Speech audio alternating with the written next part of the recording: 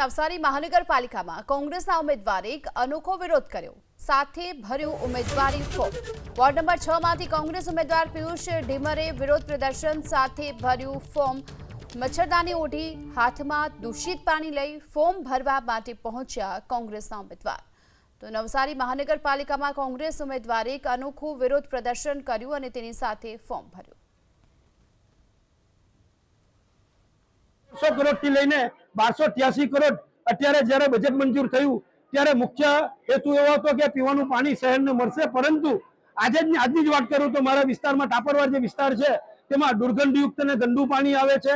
ત્યારે મોટો પ્રશ્ન એ સાબિત થાય છે કે આટલા વર્ષોથી તમે સુશાસનની વાત કરો છો કે લોકોને સગવડતાના નામે કુશાસન આપો છો। બીજું કે સાંજ પડે અને મચ્છરોનો ત્રાસ વધે ને જેના કારણે જે ગરીબ વર્ગ છે, જે શ્રમિક વર્ગ છે તે આખી રાત જાગતો રહીને મચ્છર મારવા પડે છે ને જે અધિકારીઓ આવ્યા છે તે એસીમાં ઠંડા કલેજે સૂઈ જાય છે, પરંતુ ગરીબોનું કે શ્રમિક વર્ગનું જોવા વાળું કોઈ છે નથી।